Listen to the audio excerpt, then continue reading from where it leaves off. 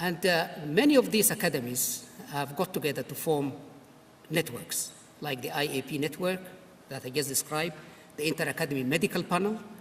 This is a network of all the academies of medicine in the world, the academies of engineering. There are various networks that have been formed in the last few years of these academies. So they're really beginning to become very active. And this is where these networks or regional networks are located somehow.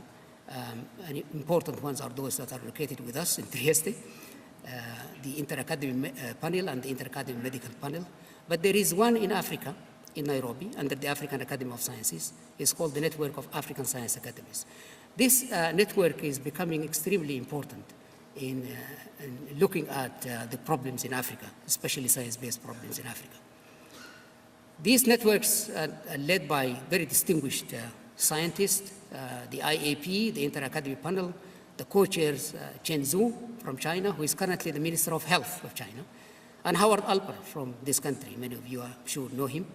And the IAMP, this is a medical panel, is Guidité from France and Anthony Imbe from South Africa.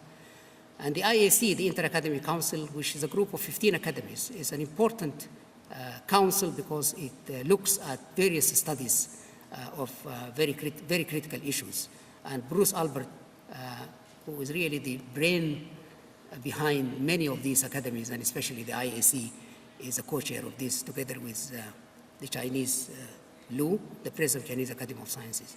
Now, Bruce Albert, many of you might know, was a former president of the National Academy of Sciences, and currently he is the editor of Science. So what do? They issue statements on topics of global significance, like, for example, transition to sustainability, cloning, biosecurity, teaching of evolution. These are real critical issues. And the academies of science have got together to issue statements of facts. Our network in Africa has been working very closely with the academies of science in the G8. And every time there is a G8 summit, we issue a statement, either alone or jointly with the G8 academies.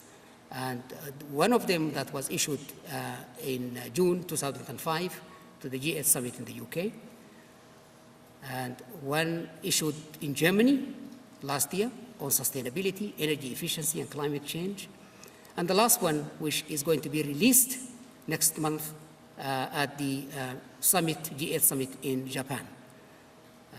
This is the Chancellor of Germany releasing 3 statements, 2 of them by the Academies of Science in the G8, and 1 by our network, NASAC. And this is the last statement that has just been handed over to the Prime Minister of Japan.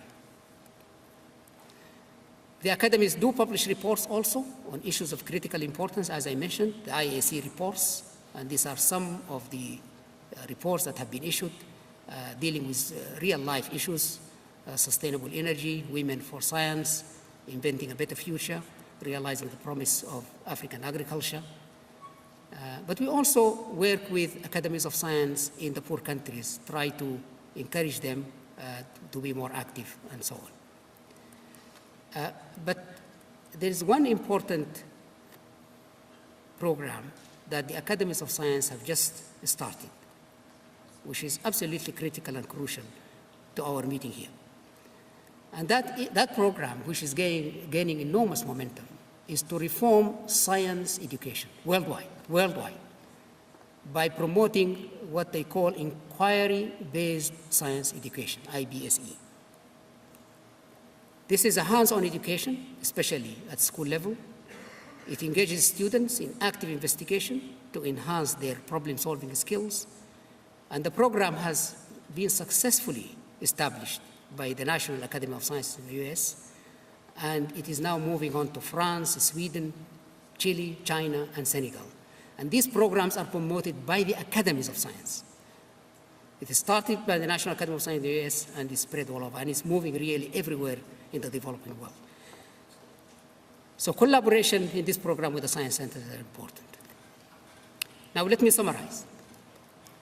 Collaboration between academies of science that are considered as places for grandfathers and grandmothers, and science centers that are considered as places for the children.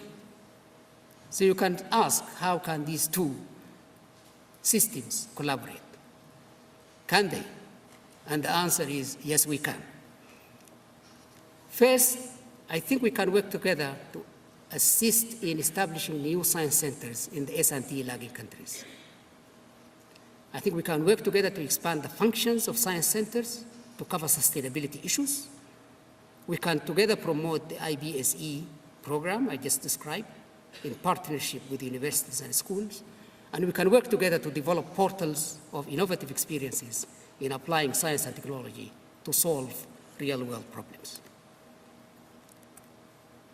So if academies succeed in getting the right word out, word about sustainability issues, and if science centers succeed in getting the word communicated to the general public, I think together we will succeed in getting the word heard and the world to act. Thank you.